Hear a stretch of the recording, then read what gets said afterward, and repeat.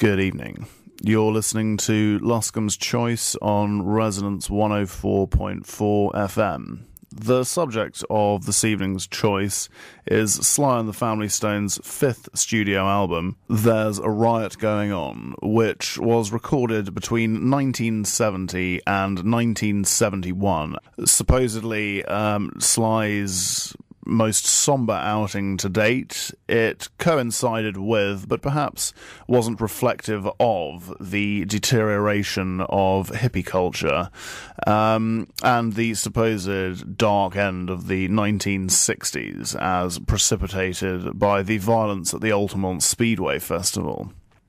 Sly's current biographer and friend, Arno Konings, was kind enough to give me an interview regarding the album and also a book that he is currently writing on Sly, which spans his entire life and work. You can find out more information about this and also a link to this show at www.slystonebook.com. I just wanted to ask you, the Riot album had a very different tone, both lyrically and musically, to its predecessors. What do you think the reason for this was? Well, the simple reason was that Sly felt like he had to move down to L.A. where it all happened, and the rest of the band stayed in the Bay Area. So the whole vibe of the first four albums with all the band members, that was not lost, but it was different feeling because Sly went playing music for on himself, and the band members flew in to LA to do the bass line and things, but Sly was just creating music by himself, and that's why the sound is different than the other four albums. The first four albums, you can feel the energy of Sly and the Family Stone with Larry Graham, Greg Carrico, Freddie Stone, and all of them playing together. What were the reasons for him, recording almost in isolation? Well, the environment just changed. He felt like he went to L.A. and the band members were up and Bay Area, and so he just built a studio in his new home in L.A. and started recording. And there were just musicians everywhere in the house, and who felt like playing. He started playing, and he just wanted to create music by himself. It's been reported there were, some tensions in the band at the time. Is there any truth in that? And if so, do you think that's one of the reasons he went in a more solo direction, if you like? No, the tension was more that the band was ready to play and just Sly didn't show up, and that's where the tension came from. And not the recording, because, everybody loved recording with Sly, because, Sly created his own music. He was writing all the music. He was telling Larry how to play the bass, and of course Larry's a great bass player, but Sly just told the people what he wanted to, them to play. So he was as much a band leader as a musician and songwriter, yeah. Also, apparently, the tone of the album lyrically is very different, perhaps less optimistic than the initial albums. What do you think the reason for that was?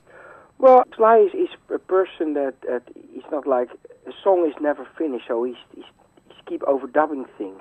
Because he had a certain amount of tapes at home, he just keep using the same tapes over and over again, And Bobby Womack would come in, Miles Davis would come in, and Buddy Miles, dozens of people would come in and play over it, and he would, erase it and start playing music again over the thing. So it's keep, recording over the same tracks and tapes. And then with the later albums of Sly, the album, as the way it came out, it was just like the record company would say, okay, this day we have to have an album.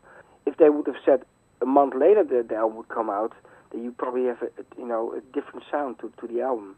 Because he would just keep, and even today, he keep just rechanging the tracks. So you think it's as much a matter of, the sound of the album is as much a matter of circumstance as it was, an emotion he was trying to put across? Yeah. All songs are really about, the way he thinks and how he felt, and the personal, or the way he sees how the world goes. Basically the reason.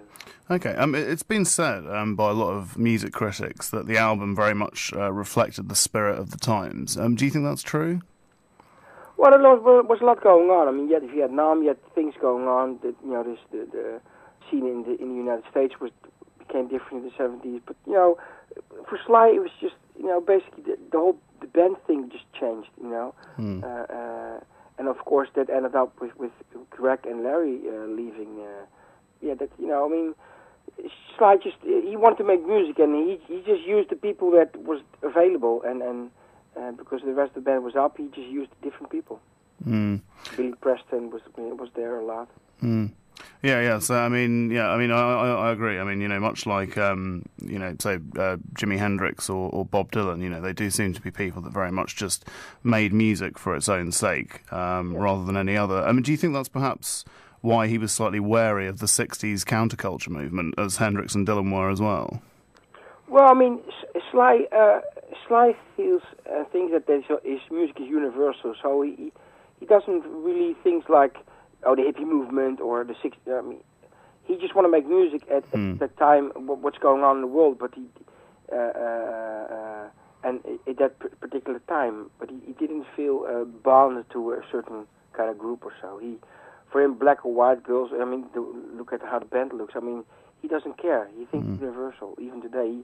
Even as a DJ, when he was a DJ in the mid-'60s, he didn't want to feel like I'm a R&B station. No, he played Dylan and the Beatles and the Isley Brothers, in the same show. I mean, he doesn't want to be labeled. He doesn't like to be labeled.